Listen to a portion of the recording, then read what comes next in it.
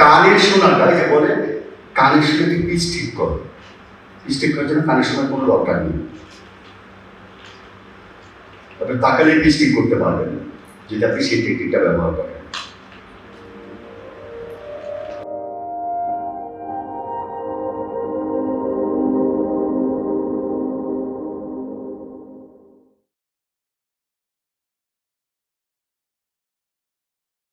গান গাওয়ার অন্তরায় আরেকটা বড় কাজ হলো কানে শুনতে যাওয়া। আপনি একদম কপাল কুচকে ফেলবেন, কানে না শুনলে আমি গান গাইব কি করে?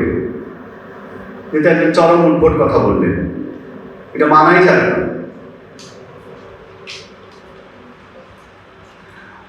আপনি যখন কথা বলবেন,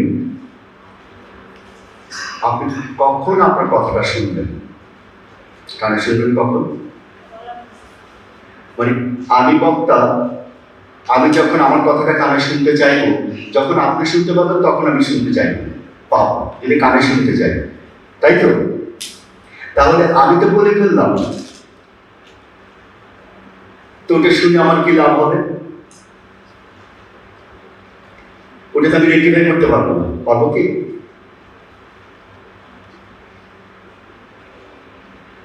আমি যদি আগে সেট করে নেই যে শোনার পর আমি ঠিক করবো, কি করে ঠিক করবেন? এটা আসলে যাবে না। কারণ দেখেন, যে বক্তা, হ্যাঁ, সে শুনে একরকম ভাবে, যে শ্রোতা সে শুনে আরেক রকম ভাবে। এটার একেবারে উৎকৃষ্ট উদাহরণ দিই। ধরেন আপনি কার সাথে গল্প করছেন, কার সাথে আপনি গল্প করছেন, যে কোনো বিষয় নিয়ে আলোচনা করছেন, যে কথাগুলো বলছেন আপনি কি তখন কানে শোনার চিন্তা করেন? করেন? কেউ করি? আমরা করি না, কিন্তু একদমই করি না। কিন্তু আমার কমিউনিকেশন কোনো গ্যাপ হয় বা আপনার কমিউনিকেশন কোনো গ্যাপ হয়, আপনি যেটা বোঝাতে চাচ্ছেন সেটা কি যাকে বলছেন সে বোঝে না? বোঝে না? একদম 100% বোঝে। তখন যদি কানে শুনতে না চান তাহলে এখন শুনতে চাইবেন কেন?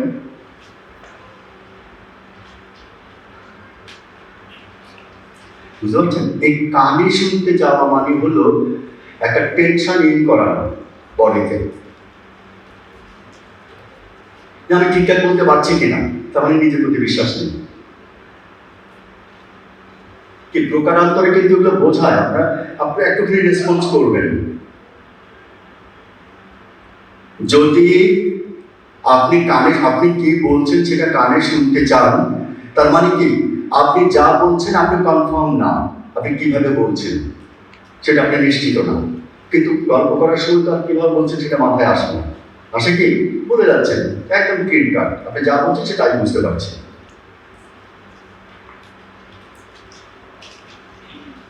কি কারো কোনো আপত্তি আছে? প্লিজ রেসপন্স করবেন। তাহলে আমি বুঝতে পারছি না, মানে আমার কথাটা আপনারা কতটা বুঝতে পারছেন বা আমি কতটা আপনাদেরকে বোঝাতে পারছি।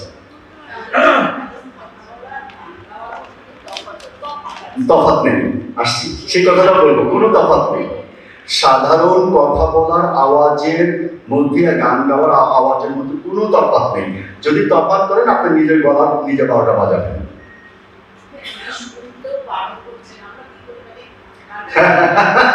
তাহলে এটা আসলো প্রশ্ন করে, আপনাদের গানও শুনবো না, তাহলে কি করে গাইবো? হ্যাঁ, কি করে আপনি উচ্চারণটা করবেন? তাহলে যদি আপনি একজনের সাথে গল্প করার ক্ষেত্রে যদি গান শুনতে না চান, তাহলে গান গাওয়ার সময় কেন চাইবেন? আমার প্রশ্নটা ওই জায়গায়।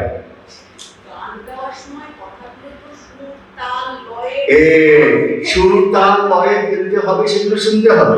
ইয়েস, না শুনে ফেলা যায় না? যাবে, আমি এখনই দেখাচ্ছি যাবে কিভাবে দেয় জানেন? কিন্তু বললাম বক্তা, আমি কিন্তু আপনাদের সাথে যত কথাই বলছি আমি শুনছি, কিন্তু সেটা শুনতে চাইছি না।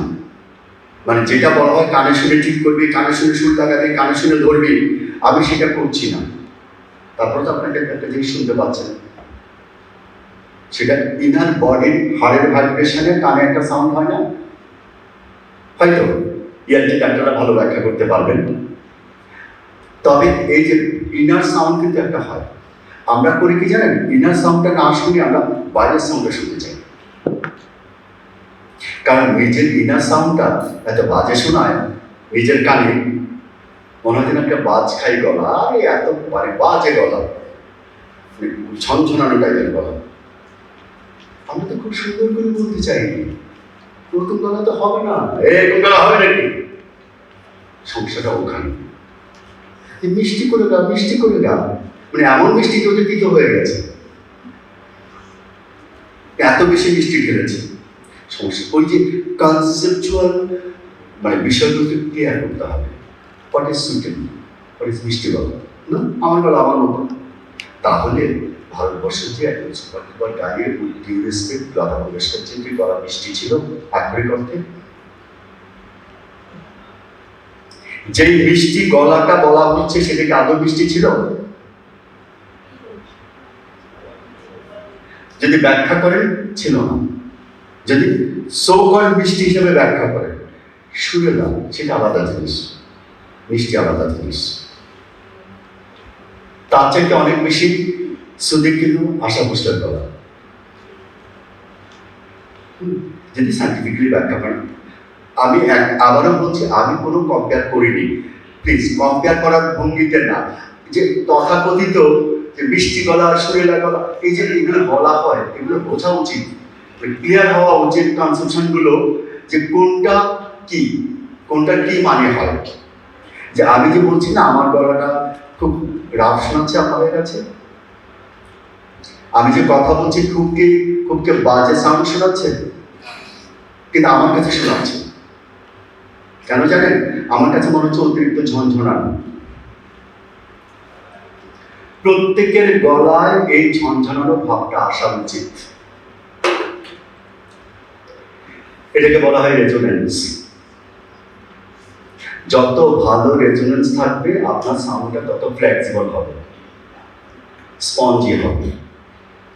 যত রেজোনেন্স থাকবে, এই রেজোনেন্স তৈরি হয় অনেকগুলো ফ্যাক্টর দিয়ে, অনেকগুলো টিউন, সেম টিউন অনেকগুলো লেভেলে ওয়ার্কিং হয়ে কাজ করে, যার কারণে ফ্লেক্সিবিলিটি তৈরি হয়, দ্যাট ইজ রেজোনেন্স। তানপুরা মেলানোর পরে একটা সুতো ধরে টান দেয় না, ওটা কি বলে, জোয়ারি বলে, তাই না? কেন দেয়? ওটা ঠিক মতো লাগলে কি হয়, ঝনঝনাটা বাড়ে। কানে ধরে ঝনঝনাটা বাড়লো কিনা, এই পয়েন্টে ঝনঝনাটা বাড়ে। তা আপনি তো ওটাকে ঝনঝনানো করতেই এত কিছু করছেন,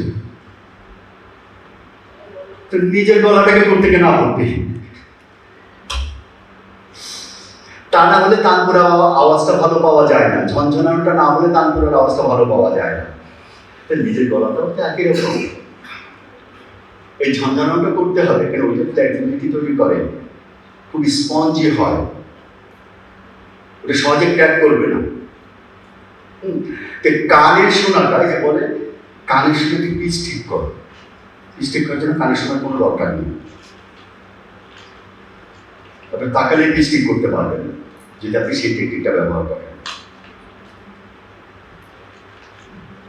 আশ্চর্যবার কিছু নেই, একসাথেই দেখাবো, তোমরাই করবে, আমি করবো না, এবং খুব মজা হবে। মানে কেমন করে হয় সবাই একটু তুমি বলবে।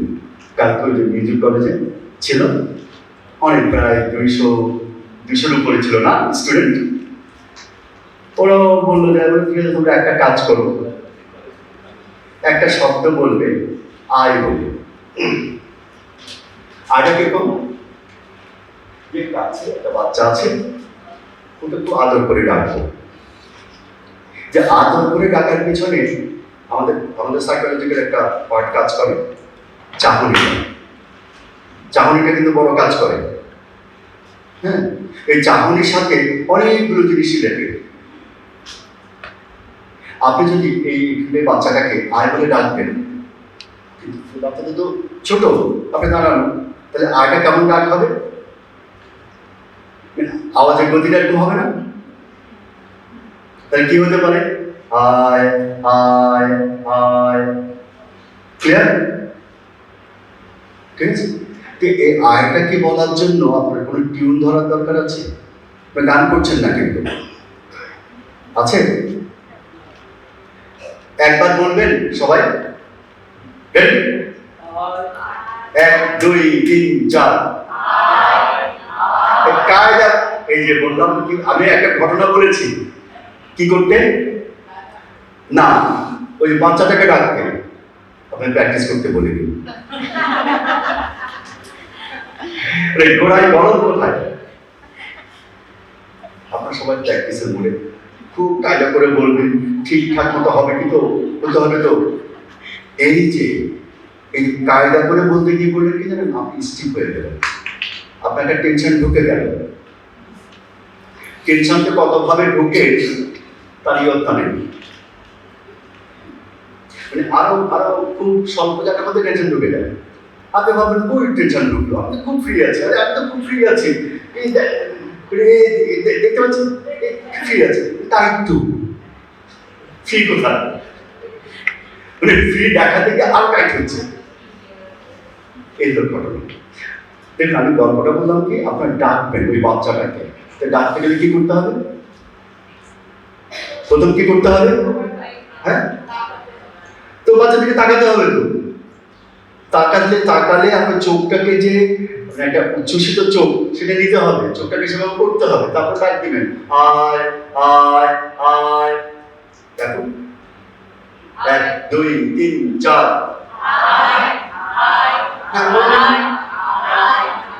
এই যে কায়দা করে বলছি, আয় আয় তোকে আমি পালাবো।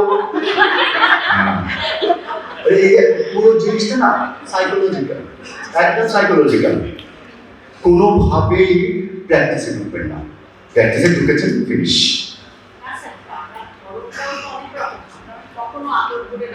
আমি তো বলেছি, আমি কি বল ছক দিয়েছি না, ছক দিয়েছি না, রাগ করে ডাকতে তো বলিনি, ছক দিয়েছি। কিন্তু আমি আগে গল্পটার সাথে বলেছি যে আপনি তাকে এইভাবে ডাকবেন, আপনি ওই সিনারিওতে ঢোকেন, আপনি একই ডাক একই রকম করে পরপর 50 বার ডাকবেন, একই পিচ পয়েন্টে হবে, 50 বার একই পিচ পয়েন্টে হবে, যদি আপনি সিনারিওটা ঠিকঠাক সাজাতে পারেন।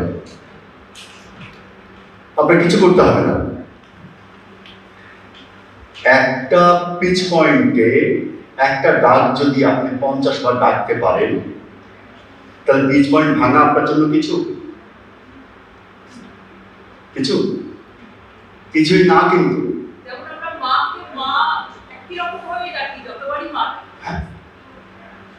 যে আয় শব্দটা বলার পিছনে সারা পৃথিবীতে যে ভোকাল ট্রেনিং এর সাউন্ডগুলো ব্যবহার করা হয়, যে স্বরধ্বনি সবগুলো হয়, অ ইউ এও এগুলো আছে, তারপরে আছে বিশেষ কিছু শব্দ আছে, নেই, মম, গি, গো, গু, গুক, এরকম বিশেষ কিছু ধ্বনি ব্যবহার করে সারা পৃথিবীতে, সারা পৃথিবীতে। হ্যাঁ, ওগুলো কি ব্যবহার করে তার থেকে বেশি প্রয়োজন কিভাবে ব্যবহার করা হয়, এটা বেশি জরুরি। কিভাবে ব্যবহার করবেন, ছোট্ট একটা জিনিস, এটাই আপনি শুধু একটা জিনিসে সাধবেন, কিন্তু কিভাবে সাধবেন সেটা যদি জানতে পারেন তাহলে হবে। আপনার অনেক কিছু সাধার দরকার নেই, আপনার গলায় একটা ফরম্যাট তৈরি হয়ে থাকবে সবসময়ের জন্য।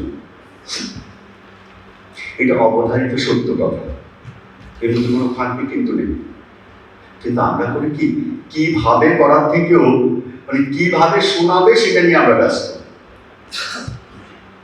আমরা নিজেদেরকে উপস্থাপন করতে মানে ব্যস্ত, কিন্তু নিজেদের মেকানিজমটা ঠিক করতে ব্যস্ত নেই। পুরোটাই মেকানিক্যাল, গান পুরোটাই মেকানিক্যাল, কোনো স্থেটিক না, পুরোটাই মেকানিক্যাল।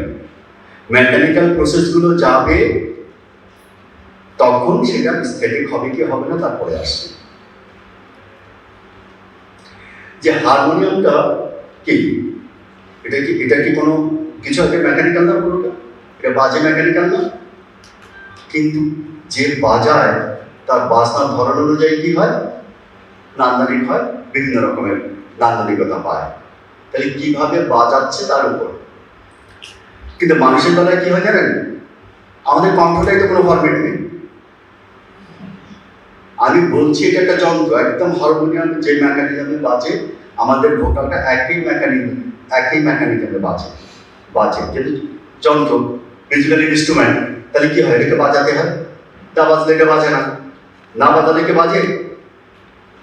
কিন্তু এর যে অংশগুলো তো অন্য কাজ করে। আমরা না বাজালেও যে এর সাথে যে অংশগুলো জড়িত, যে mouth cavity, nose cavity, pharynx area, vocal cord, ফুসফুস, ডায়াফ্রাম, এগুলো সাহায্যে তো বাজে। এগুলো তো এই পার্টসগুলো কিন্তু মানে আমরা যে গান গাইবো, কথা বলবো, আওয়াজ তৈরি করার জন্য বানানো হয়নি, আওয়াজ তৈরি করার জন্য বানানো হয়।